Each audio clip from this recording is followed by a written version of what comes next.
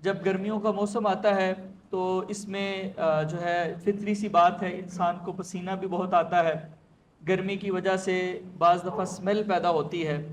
تو اس موسم کے اندر سب سے پہلی اور ضروری بات وہ یہ ہے کہ ہم اپنی صفائی کا بہت خیال کریں، اپنے جسم کو صاف رکھنے کے لیے، اپنے کپڑوں کو صاف رکھنے کے لیے۔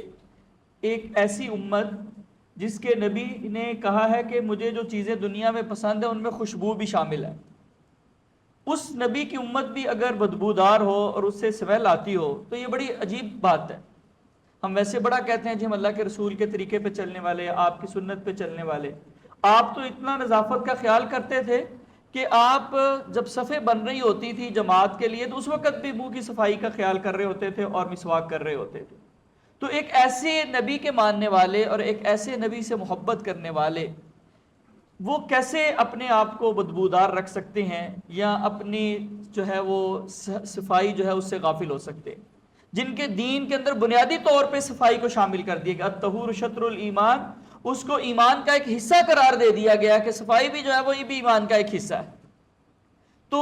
آپ بے شمار اس سے متعلقہ آیات اور احادیث آپ کے علم میں ہوں گی، زیادہ تفصیل کی ضرورت نہیں ہے۔ تو سب سے پہلا کام جو ہمیں اس موسم کے اندر کرنا ہے، جس کی طرف ہم نے توجہ کرنی ہے، وہ یہ ہے کہ ہم نے اپنے آپ کو پاک صاف رکھنے کی کوشش کرنی ہے، ہماری وجہ سے کسی کو تکلیف محسوس نہ ہو،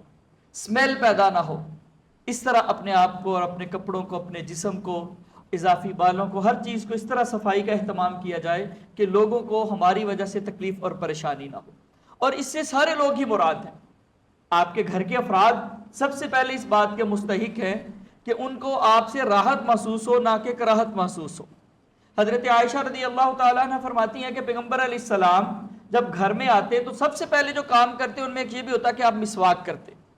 تو اللہ کے رسول صلی اللہ علیہ وسلم کا یہ طرز عمل ہمیں اس بات کی طرف توجہ دلاتا ہے کہ بھئی تم گھر میں آئے ہو، اب تم نے اپنے گھر والوں کے ساتھ کچھ وقت گزارنا ہے، تو ایسا نہ ہو کہ تمہارے منہ سے اسمیل آ رہی ہے، تمہارے کپڑوں سے اسمیل آ رہی ہے۔ تو اپنی صفائی کا اہتمام جو ہے وہ بہت زیادہ ضروری ہے، کیونکہ سب سے زیادہ انسان کی خیر خواہی کے مستحق تو اس کے اپنے گھر والے ہوتے ہیں نا۔ تو لوگوں کے سامنے جب جائے تو ہم جناب خوشبو لگا کے اور پرفیومز لگا کے،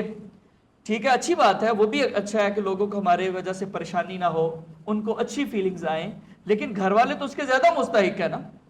اور اس کی وجہ، اس کی ضرورت اس لیے بھی ہے کہ خامد اور بیوی جو ہیں دونوں کا آپس میں تعلق جو ہے وہ پیار اور محبت والا ہونا چاہیے، کراہت والا نہیں ہونا چاہیے۔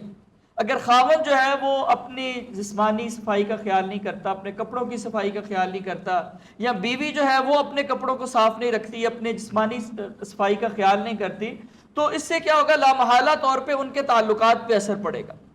تو وہ جو تعلق کی مضبوطی ہے اس کے لیے بھی ضروری ہے کہ دونوں ایک دوسرے کے لیے اپنے آپ کو پاک صاف کریں، ایک اپنی زیب و زینت کا خیال کریں، جیسا کہ اللہ کے رسول صلی اللہ علیہ وسلم کی اس حدیث مبارکہ سے ہمیں پتہ چلتا ہے۔ اور پھر گھر میں صفائی کے حوالے سے اس لیے بھی ضروری ہے کہ گھر میں والدین جو ہوتے ہیں نا وہ بچوں کے لیے رول ماڈل ہوتے ہیں۔ اگر آپ صفائی کا خیال کرنے والے ہیں اور آپ کو اس بات کی ٹینشن ہوتی ہے کہ یار مجھ سے پسینے کی سمیل تو نہیں آ رہی،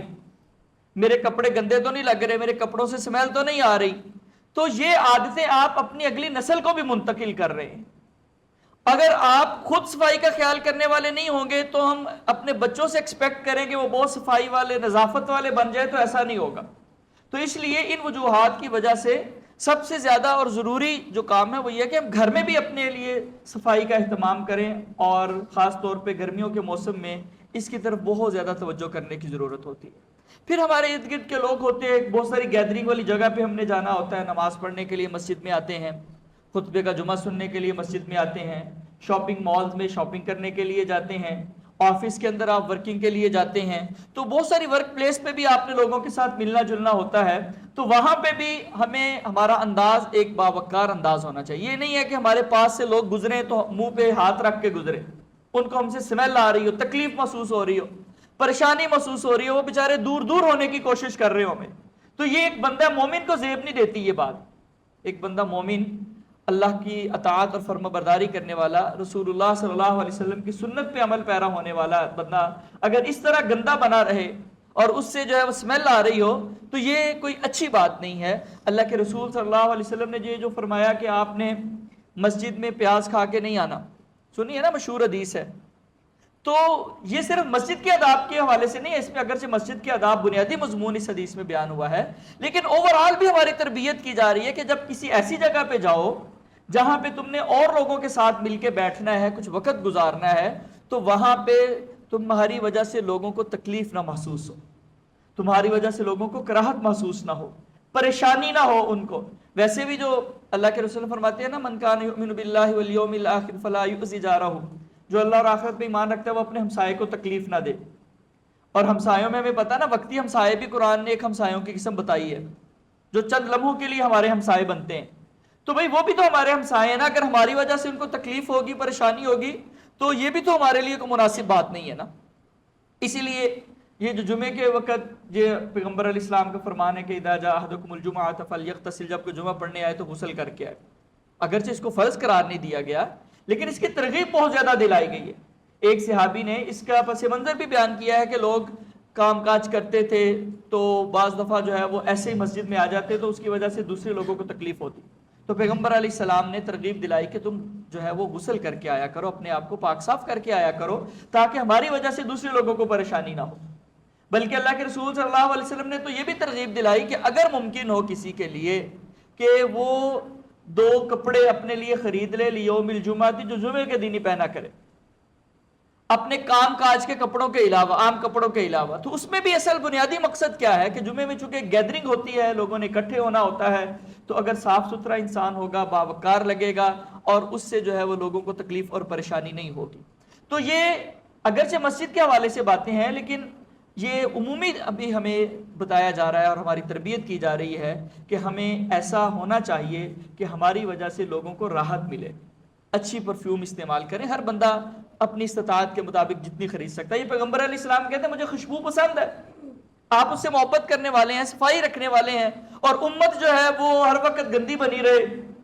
تو اس کا مطلب ہے کہ ہم آپ کے طریقے کو فالو نہیں کر رہے۔ تو سب سے پہلی اور ضروری بات جو گرمیوں کے موسم کے حوالے سے ایک بندہ مومن کو کرنی چاہیے وہ یہ ہے کہ اس کو اپنی مکمل صفائی کا خیال کرنا چاہیے، اور کوشش کرنی چاہیے کہ وہ ایسا بن کے رہے کہ اس کی وجہ سے اس کے گھر والوں کو، اس کے کولیگز کو، اس کے ساتھ نماز پڑھنے والوں کو، اس کے ساتھ شاپنگ کرنے والوں کو، اس کے ساتھ سفر کرنے والوں کو کوئی تکلیف یا پریشانی، بدبو نہ محسوس ہو، کراہت محسوس نہ ہو، بلکہ وہ راحت محسوس کریں اس کے ساتھ۔